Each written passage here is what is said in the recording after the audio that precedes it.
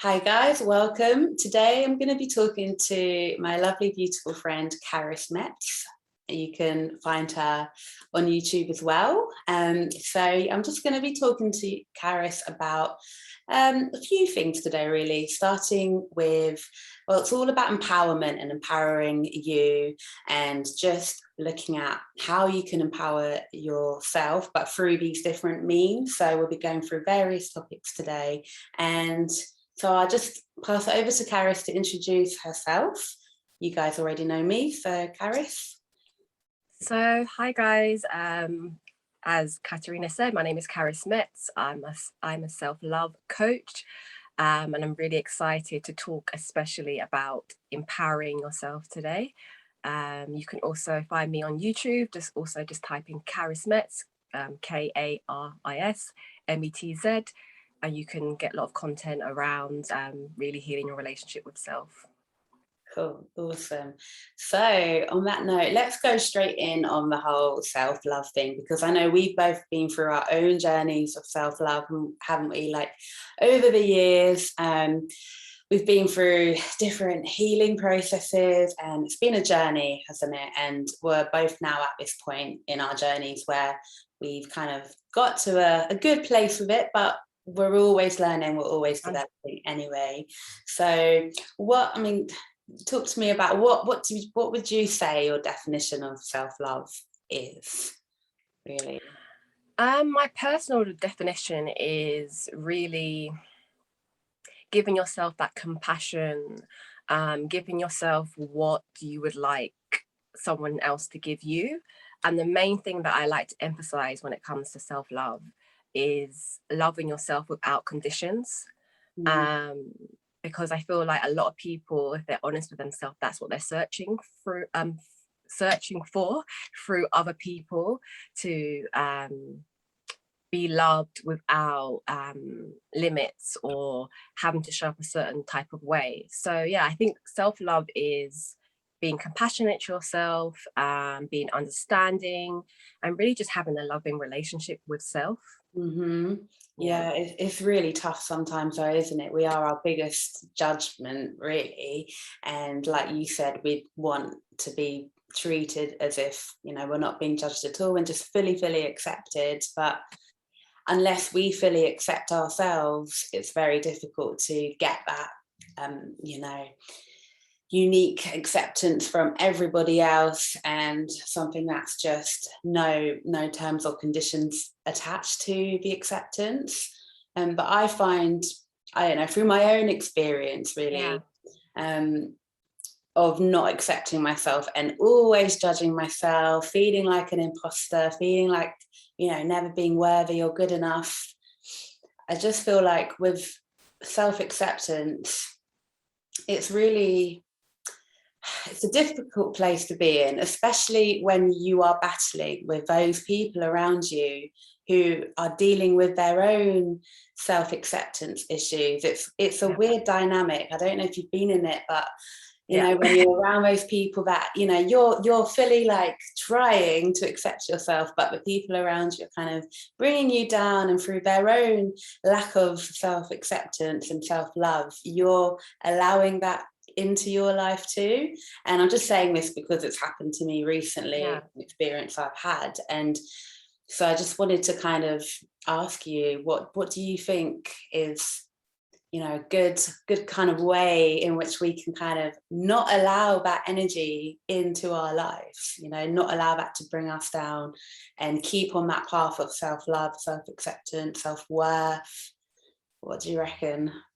So the first thing, when you were speaking, I think it's a really important point. You're emphasizing how, like, your relationship with self influences every other relationship you have with anyone else. And answering your question, I believe that the key is that you actually have to form a connection and relationship with yourself, because when we interact with others, the level of love we can receive, I think, is really to do with how we see ourselves, how much we're willing to let love in. And I think what you were saying as well, in terms of being real and being in a relationship and that person having struggles around accepting themselves and loving themselves, and then you feel triggered by them and you're going through that as well, is, yeah, I think firstly being honest with yourself in terms of coming to that place where you love that person, but knowing that that person cannot give you that level of love that you need, and it's unfair to assume that someone can do that. No, I believe that no human can give you that amount of love. It needs to start with you. So I think it's just always about really being there for yourself in those moments when you're triggered by that person. It's a lot to do with these terms in terms of like soothing and being there for your inner child, reparenting yourself, just allowing yourself, whatever that means to you, to be in tune with you and start to see the illusion of relationships in terms of the argument or the trigger, and just see really what it is about and just bring it back to yourself. And always I say, just do it with compassion as well. Do it with love. I love that. And that comes in where, you know, you really need to be aware and conscious of your surroundings, and also just your thought process and how you're allowing other people to influence that thought process within. You know, that inner chatter about yourself then comes in, that monkey mind. But I love what you were saying about just really just ultimately being aware and seeing it from your inner child's perspective as well. And I think that's something I'd like to touch on as well, and like the inner child, because we all have this, you know, inner child, this little boy, this little girl within us, which we both work with a lot within our healing sessions. And I just find it fascinating how, to this day, you know, we were children such a long time ago, for some people decades and decades ago, but to this day we still allow that inner child to come through, and our emotions are kind of, well, they're very much affected by this wounded inner child. And we've all had different wounds that happen to us in our lives and whatnot, but how, I know we know how to heal it, but how do we, you know, with awareness, for someone who's not really had healing before, or they're not really aware of their inner child, I mean, how would you say, I mean, I kind of already know this, but how would you say, how can they start to become aware, you know, in these day-to-day conversations or scenarios with this loved one or this family member? How can they address their inner child within them, would you say? Well, I think it all firstly comes down to what you were mentioning, self-awareness. I think to some people, even the concept of your inner child is like, what? So I think it's, first you have to adopt the belief that you are consciousness and there's multi parts of you within you. So there is this part of you within you, an energy that is still childlike and has needs. And the word that you mentioned was wounded inner child. So really what that is a part of your consciousness that's childlike and is wounded because there were certain needs that weren't met. And like you said, we're talking about relationships and interactions, relations quite a lot right now. These wounds come up so much, especially in romantic relationships, but also relationships with your parents, especially close relationships, basically. And I would say, these can be like you just feeling this maybe overwhelmed or feeling abandoned or really angry towards your mum, and you just there's a part of you that doesn't know why, but it's like you feel like you can't control it. And I would say, in terms of giving advice, is to give yourself really what you felt you needed as a child, because we're not children anymore, we're adults, but there is that part of us. But the first step is actually believing that you have an inner child within you, and also connecting to that inner child and it sounds crazy, but I believe in this. Talk to yourself, start speaking to yourself, speak to that part of you. And it's self-awareness. It's being aware of how you're behaving and why you're behaving, and really get into the real core of why you're doing that. But I would say the best thing to start off is literally speaking to your inner child and reassuring her, him. Yeah, that's the advice that I would give. Yeah, I love that. And I know for some people that term or that kind of way of thinking will seem really foreign and a bit weird, but it does work. And especially when you kind of see or understand how you felt as a child, and especially in certain scenarios of your life, like literally you can take it back to a certain place in time where you felt this feeling that you're feeling right now in this day and age, and go back to that place and realize why you were made to feel like that, and then get to the crux of the issue. And if whether it was, you know, your parents saying something to you, or your sibling saying something nasty to you for no reason. I mean, there's always a reason. And I guess these kind of, like we always say, these emotions, they stay in the body, so our body remembers what the mind forgets. So all of these kind of old emotions from the past have remained in our bodies and even in our subconscious mind, so that when we react, we still react in the same way, unless we've become self-empowered and we've overcome it in a way where we're just like, you know what, I've got my own back, I'm good, I'm just going to keep, you know, on my straight path and just not allow these influences to come in. So yeah, just taking it back to the times when you were feeling those feelings and emotions, and going from there, really. But it is all really fascinating stuff. Definitely. And I would also say as well, like, inner child work, I think, is a really good starting point. Personally for me, without knowing the term, that's really what I was doing. Me and Katerina come from the same kind of background in terms of using the EH method. And for me, I think that whole process of experiencing that modality was literally, as you said, releasing so much emotional energy related to my childhood from my body.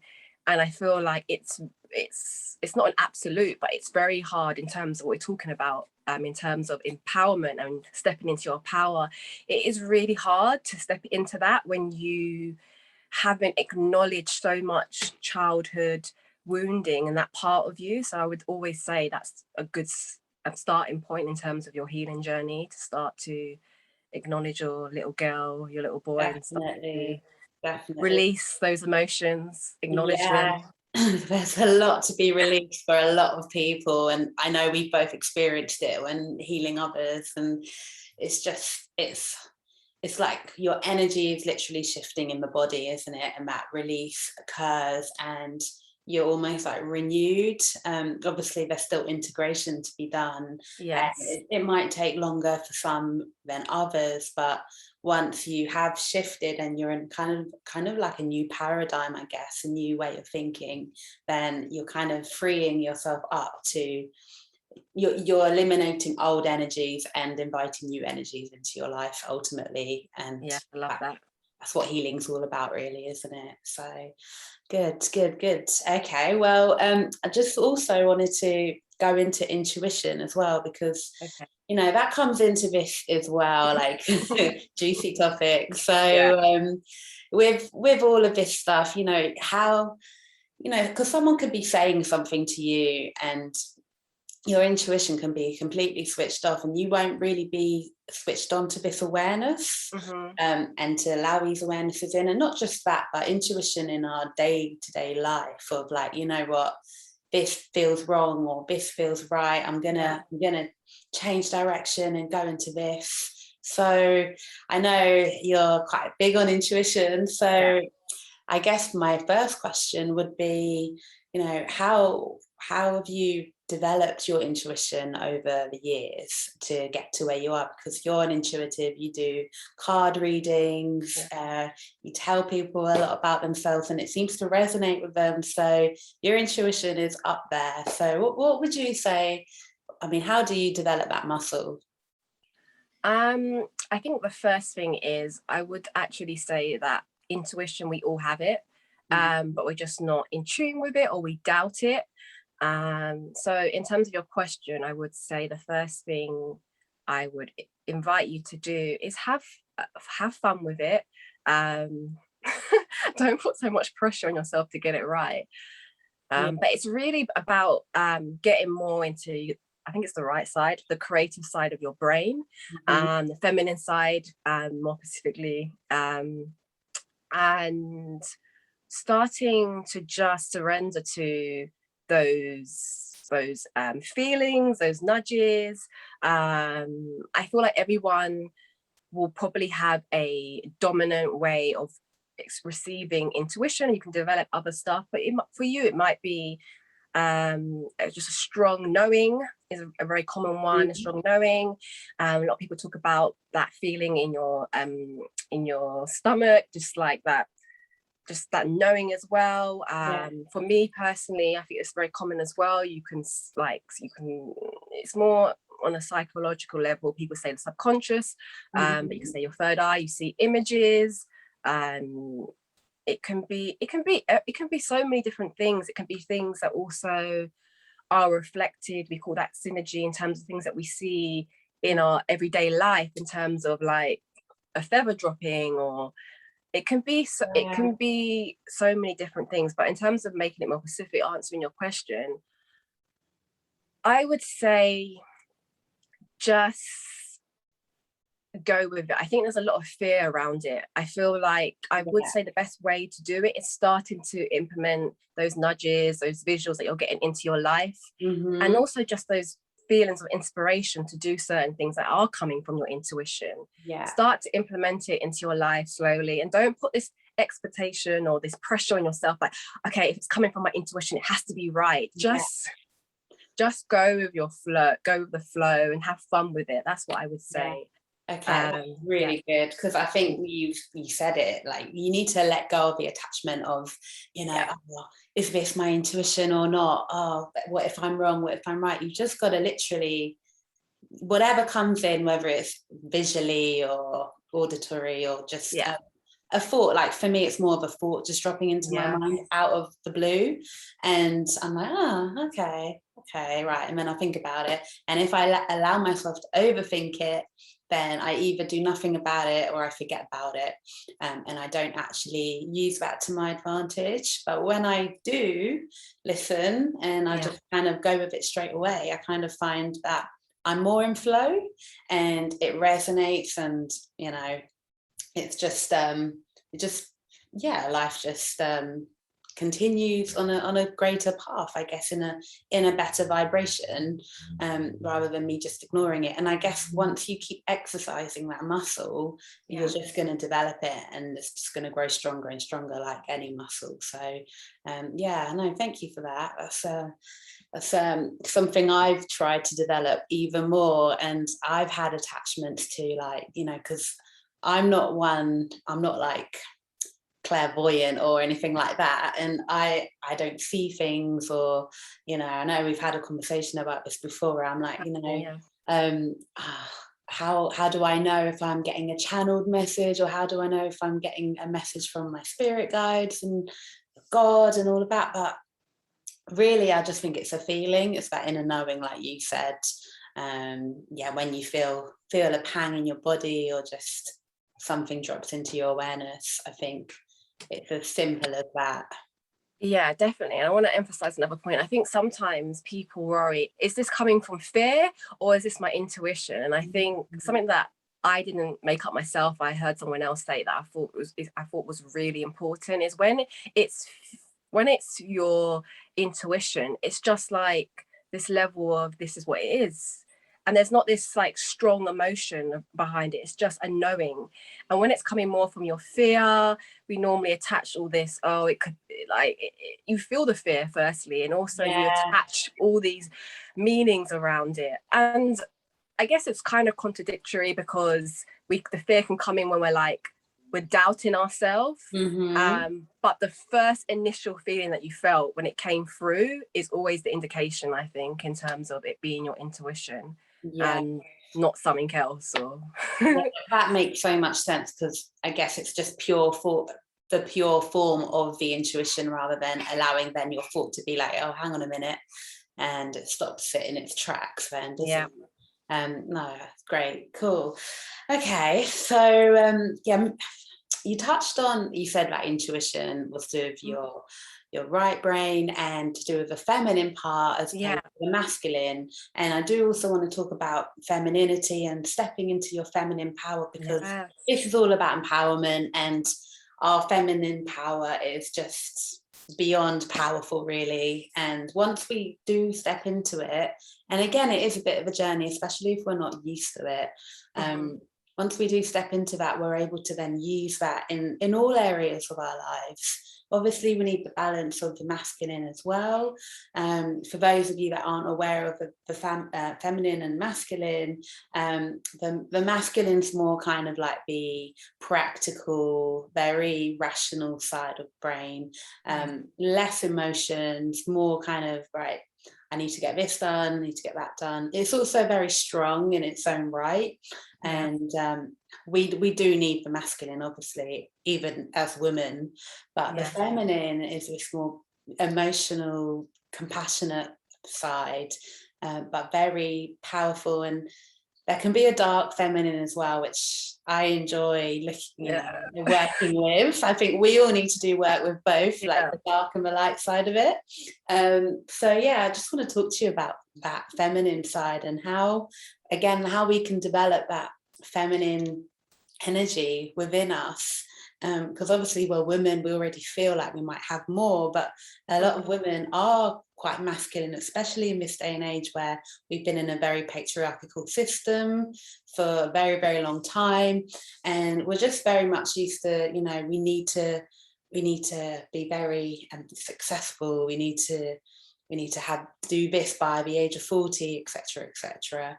So how would you say, what would you say would be the place to start? I mean, big question, apologies. It's a big question, and it's definitely something still I'm on a journey with. But in terms of answering your question, I would say the best place to start is actually allowing yourself to feel your feelings. And the reason why I would say that, I think there's a lot of, like, femininity is like a big thing now. And when you like type it into YouTube, there's a lot of more, I would say, surface stuff. And I think it's definitely, without judgment, it's a good place to start. So when I mean surface stuff, I mean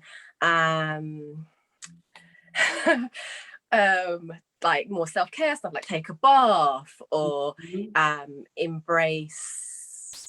Sometimes it's people focus on the external, or how you dress. I don't really resonate with that, but it can be more surface level. And I think getting to your true femininity is really about living from a place of your feelings. Personally, to me, is a big part of it, and that is hard. Because owning your feelings, isn't it? Owning your feelings and owning up to feeling how you're feeling as well.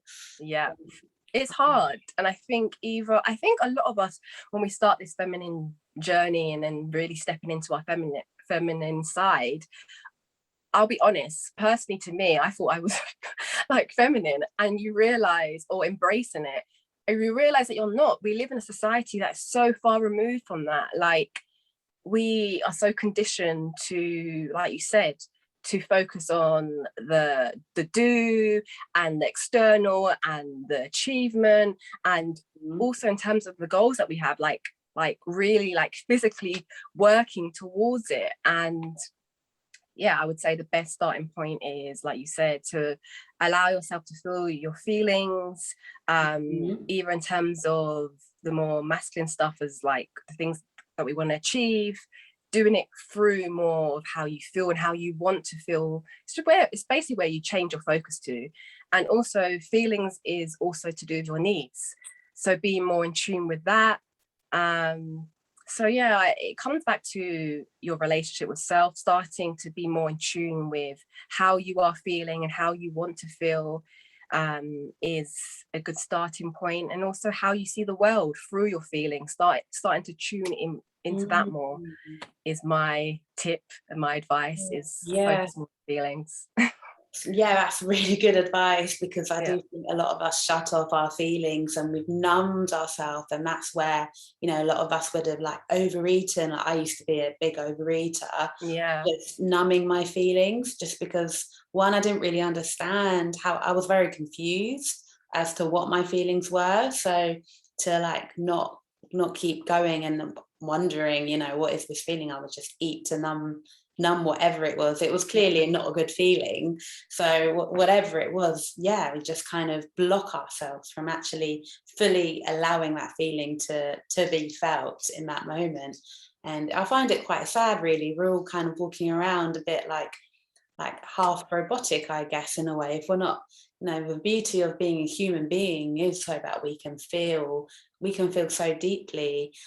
It could be from one extreme to the other. So I think, yeah, once we do tap into that and own it again, and we can fully embrace who we are. Power. Yeah, and I think with that is then embracing who you are, and goes back to like loving yourself again, of like, you know what, yeah, I'm feeling really angry right now, but I can still love myself in this moment, because I'm loving myself enough to feel this anger and to just not judge myself for it, because this is just how I'm feeling, and I'm not going to be made to feel bad for feeling angry right now. Okay. Unless you're very, very, very much in the wrong, but that's a whole other thing. But even if you're in the wrong, you can still feel it and express it, but then you need to then, obviously, that feminine side is also compassion, empathy, and listening to other people. So it's then using that femininity to admit that you may have been wrong, and to talk it through, resolve the issue, and move forward again. Yeah, I think that's a really important point. And in terms of like relationships, I have an example of that. Like, what you're saying in terms of like, you could be wrong, but it's still allowing yourself to feel. I think a big part, again, of femininity is vulnerability. So you could be in a scenario where I think saying you're wrong is it can be extreme, because it can be so you hurt someone, not intentionally, but you've hurt someone, and your behavior has hurt someone, so you're wrong in that way. But I feel like femininity is so powerful, like in that moment, like firstly being in tune with how you feel and the reason why you acted like that, and then being able to express that, like acknowledge how that person felt and apologize for hurting them, but then using the opportunity to express your truth and your vulnerability. So I'll give you an example, just like, I'm really sorry that I sounded dismissive, but I really just came from a place that I'm fearful of A, B, and C. And yeah, you're actually processing things in that moment with someone, and that's really intimacy as well. And it brings you back to that place of connection, because you're being vulnerable. And that's why femininity is really powerful and is empowerment, definitely. So definitely, I love that, like using it to literally rekindle a connection and actually grow that connection with somebody, and you kind of move through your shit together, I guess. Yeah, that's what you're doing. And when you do, you can only just understand each other on a deeper level, and that's a beautiful thing. So vulnerability is huge, and something, you know, I've been afraid to be, you know, in a vulnerable position in the past, but I do think vulnerability allows you to grow, and just allows you to acknowledge as well. Like, you know, we know that everything needs acknowledgement in this world and universe, and vulnerability is definitely a stepping stone to that. Definitely. Otherwise, if you don't allow yourself to be vulnerable, then how are you ever gonna allow yourself to be held by other people as well, or just allow other people in? So that's another big aspect of the whole femininity as well. So But yeah, I mean, I used to think that femininity was all about, looking feminine. And, Yeah. I mean, I had to work on that aspect as well myself. But really, when you look into it on a deeper level and go through the layers of femininity, Yeah. you can really, see the divine beauty in it all. And so with that, I just wanted to also talk about the dark feminine.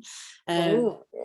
Yeah, so we've done work with the dark feminine before. We have. And I mean, I was told years ago by this random healer in Australia. He told me, like, you need to get your bitch back. And it really stuck in my mind. And I was like, why is he telling me that? Like, you need to get your bitch back. But I was always a very, like, passive person, just allowed people to not walk all over me, but I'd always be on an even plane with my feelings, and maybe because I was numb to them, but I didn't have that inner bitch, like, not in a negative way, but just, yeah, exactly. Just he was like, you need to get your bitch back. And I connect that now to the dark feminine. Yeah. And sticking up for myself, speaking my truth, owning my feelings, and not being afraid to be like, you know what, I feel like this. I'm going to be moody and allow myself to be moody instead of always being the nice girl. So for you, like, just, tell me what's been your journey, or even just, how would you, what ascribed meanings do you have to the dark feminine? So this is a continuous journey, as you know. Yeah, it really is. My personal relationship with the dark feminine is very similar to you. It's really about embracing, I would say, sticking up for yourself, and letting go of this people pleasing, I'm a good girl.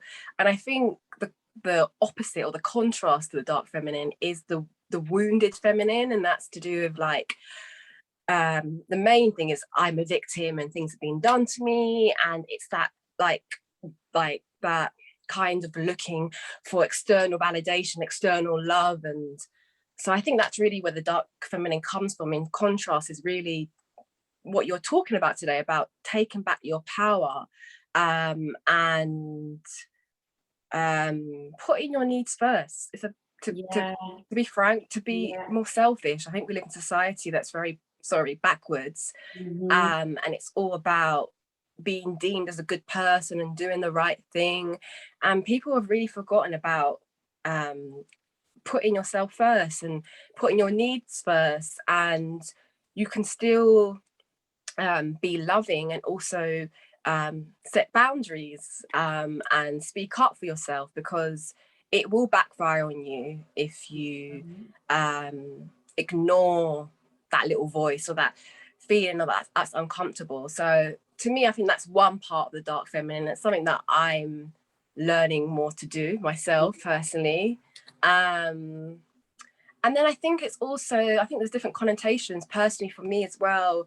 The dark feminine can be connected to, like, shadow work and embracing certain aspects of who you are that you've, like, judged, or so that could, the main thing, the obvious thing, is your sexuality, really embracing that, because we are multifaceted. Like, we have so many parts of us, and I think a lot of the time we've been conditioned to kind of just filter it into a package that we think other people will love, and our souls get tired of it. They get tired. Put ourselves in a box, don't we? Basically.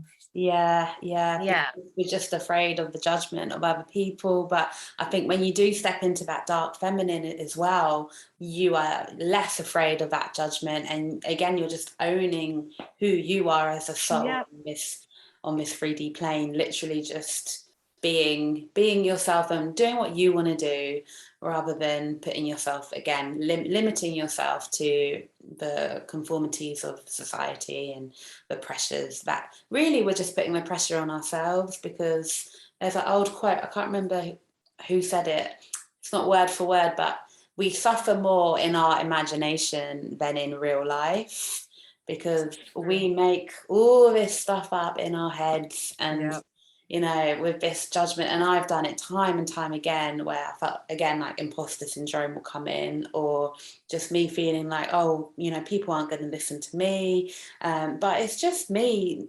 It will stop me basically from taking action, and it has done in the past. And through that, it's just in my head, like I'm imagining it. But actually, if I just shifted out of that thinking and just thought, you know what, I'm going to put this out there. This is me speaking my truth. I'm not going to be attached to the response I get, but how many likes, how many comments, that doesn't really come into it. Let's just do it. And but be consistent and just keep doing it and keep doing it and keep doing it. And then just allow that, I guess, again, allow that dark feminine confidence to come through, and just live it.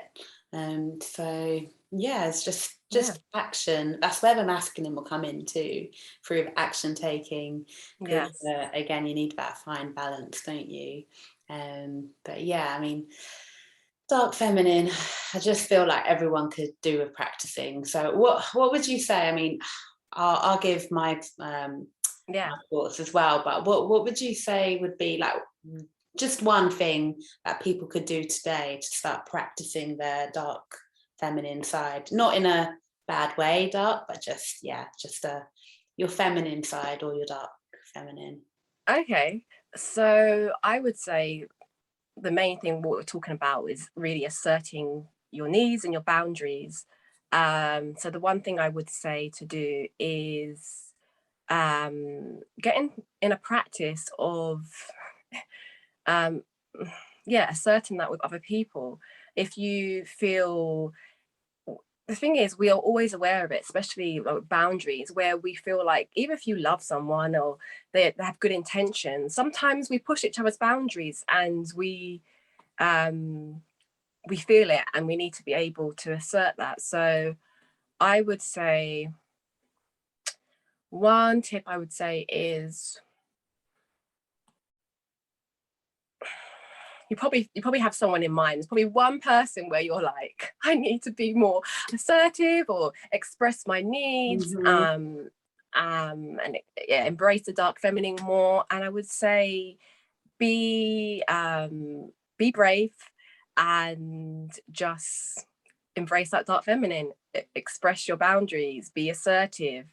That would be my advice. And that's where, like you said, the masculine comes in. Take that action, just do it, because you're doing it for yourself. Exactly. I was going to say, like, boundaries, exactly that, because you know, we allow people in, and they do, without us knowing, they literally come into our space, and through, you know, changing the way we see ourselves, the way we think about ourselves and the world. And it's just when you start to really just see it for what it is, you need to realize that you need to put these boundaries up. Boundaries are actually expansive for us as beings, and they're just going to help us to just let the other person know, this is too far.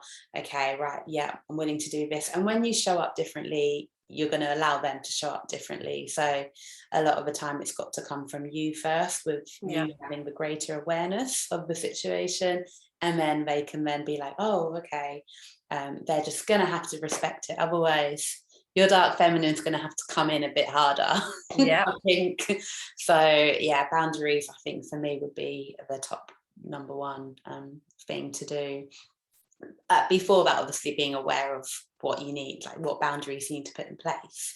But yeah, and I'd also say as well, a big part of this is trust, because I think that's something that I've struggled with in the past, is like trusting yourself and not overthinking when you know that, like you said, that bitch needs to come out, because by then you probably tolerated more than you needed to.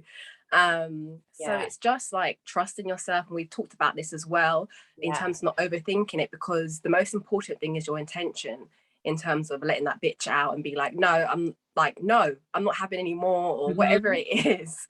So true. Like, we've had conversations in the past where it always comes back down to trusting yourself, because ultimately we need to trust that what we need, our needs are, correct, or our feelings are correct. And just trusting our intuition again on that as well. So once we can trust ourselves, we can actually move forward with ease and grace in knowing the boundaries are set and they're going to be set correctly. And even if they're not, 100% correct, it's still on a better path than what you were on. So you're shifting that timeline in essence. So definitely trust is huge. So let's move on. Just talking a little, we've already covered self-awareness and where that consciousness comes into it, and just being conscious of who we are, how we're thinking, how we're allowing other people to affect us, etc. And so I want to expand that into the collective consciousness, because at the moment, the way the world is, we've had 2020 and all the events that occurred then. We now have 2021 where, there's all kinds of things going on with the energies in the world. I don't know if you know much about the Schumann resonance, but that's I'm not an expert, but I know a little bit about it, but it measures the energy frequency on this earth, on our grid, essentially. And it has been fluctuating, but has been going up quite high recently. So we're getting higher frequency energy into this planet, right now. And some people are completely switched off to it. Other people, if are more switched on, and we're almost using it to essentially upgrade ourselves and heighten our vibration, essentially. So I've been working on sending white light out into the world. Sounds a bit cheesy, but I do think it works. I do think if enough of us do it, and we really, really believe that it's going to create some kind of difference, positive change, then it will if there's enough of us doing it. So with your way you see the world, I guess, how can you see us, what can you see us moving into? Have you ever done a card reading on it, or have you ever thought about that and where we could be heading as we ascend? Oh, that's a very juicy question, deep question. Where do I start? I feel I haven't done a card reading on it, but I'll do it after and I'll share it with you. Interesting. Very, but I've had a lot of visuals, and obviously, like you said, there's kind of a contrast going on right now, the last year and this year. And I feel like what you focus on is what you create. So in terms of, I feel like there's so many good things in terms of people's consciousness rising. I feel that comes from a place of, again, what you focus on, and people, I feel like we're going through this stage that is quite painful, or there's a lot of contrast. It's because I feel like people are literally have the opportunity to really shed fear, and like you said, raise their consciousness. But can you say the question again? I feel like I'm going a bit off topic. Yeah, it was a bit more how do you see the collective consciousness going, I guess. You mentioned fear just now, and we have been in a very low vibrational state. We've also been in the age of Pisces for thousands of years. I can't remember, was it 2,000 years or 4,000? I might be wrong, but a long time. And now we're stepping into the age of Aquarius, which is the golden age. So obviously we as a collective, I believe, we need to make that happen. We can't just sit back, do nothing and see the golden age come to fruition. I feel like we as a collective need to actively remember who we are, remember why we're here, and actually use this time as a way to work on our inner energy, essentially, heighten our own personal vibration, whether it's just through meditation, breathing, more consciousness, awareness, all of that stuff, and then connect with like-minded individuals, and with that, and teach other people that are perhaps in a lower vibration, who are kind of asleep to a lot of the things that are happening today, and then with that, just heighten the vibration, because I really fully believe what we all put out individually can be so powerful, and it takes one person to make a big difference. So I guess coming back to my question is like, sorry, it was a bit of a difficult question to answer, threw you off, but how do you see the collective consciousness going? I mean, I've kind of already spoken about, from how you see it, because I know you're wide awake to a lot of things happening, so I'd just like to hear your view. Okay, I'll say it frankly, because I think I was probably holding back. I see a split, and everything that you said I fully resonate with, in terms of we are so powerful as human beings, and it's in terms of it really is about going within and raising your vibration. It's really about shedding the fear, and through that we can really influence the collective consciousness. And I think either connecting to, sorry, there's so many things I want to say, connected to the feminine and masculine. I think it's very important to have both, and that is happening in terms of, you could say, the masculine in terms of protests and people awakening people to the fear and helping people break through from the fear, the illusion. But I think maybe because I haven't seen it, but I think there needs to be more of a focus on that feminine energy as well. And it might be a bias, but I think that's even more powerful in terms of people really focusing on themselves as an individual, but seeing themselves as one, and realizing the more that they shed the fears and the illusions in their life, the more that we can raise our vibration. And also love in all its forms, loving yourself, loving others, being compassionate even when you're triggered in terms of things that are going on now.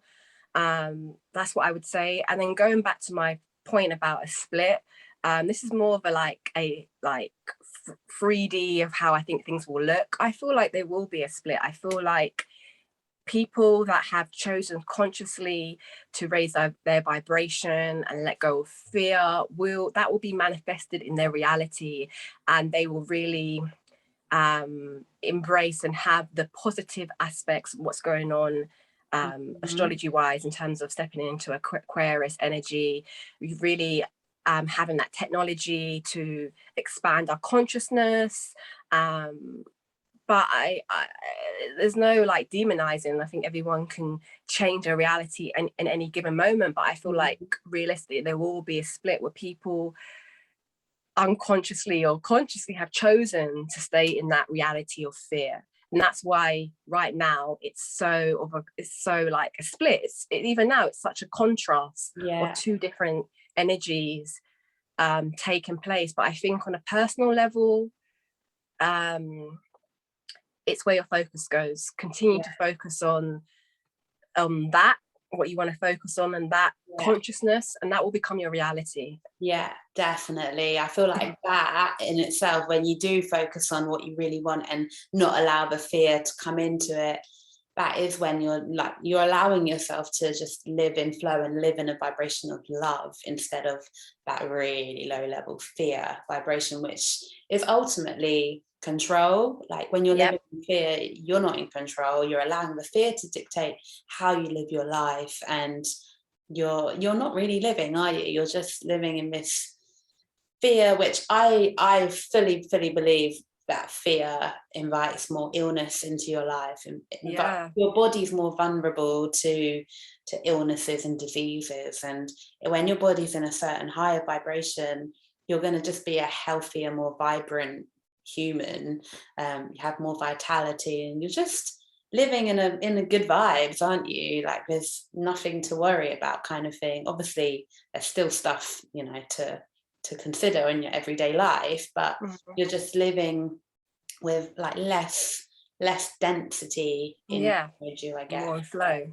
More flow, definitely. So with that, just kind of, I guess, once on an individual level we're living like that, we can then allow other people to live like that through just being who we are, and just spreading more love into the world. And that's kind of where I want to end, I guess. Just living in that love vibration and being able to just spread more love to your friends and family, and hopefully they can then spread that with their friends and family and keep it going and moving. And I don't know, I just see it as a big web, and once we're all kind of connected and that consciousness is kind of upgraded, it's going to take a while. Obviously it's not going to happen overnight, and it's been happening. We have slowly been rising, but we will get to that place where you know, the world will just be a better place when everyone's fully out of that fear vibration and into that higher vibration, and just,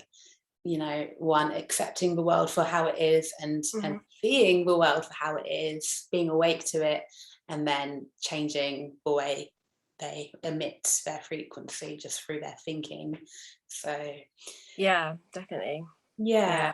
So I would, sorry, I'm cutting in. I would just, I think the only way is to bring it back to yourself. And I think that to be like transparent, like everyone's probably going through fears of losing loved ones, like physically, or just the fact of them not waking up, or whatever you want to call it. But bringing, like you said, bringing it back to love, just realize that we are so powerful. And like you said, like a web, the more you focus on raising your vibration, I promise you it will influence so many other people around you and beyond. So definitely. Don't worry. Yeah, no, I love it. So yeah, with that, I was just gonna wish you a very good day, and hope that you live the rest of your day and week in a good vibration. Thank you so much for your time, Karis. I really appreciate Likewise. coming on. And like you said at the beginning, people can find you on your YouTube channel, Karis Metz, right? Yeah, Karis Metz. Just type that in and I will come up. I'll put your link below anyway. Thank you. Perfect. All right. Well, thank you very much. And I'm sure we'll do this again at some point. Yes, I've enjoyed it. Definitely we should. Me too. All right. I'll see you soon. All right. Bye. Bye.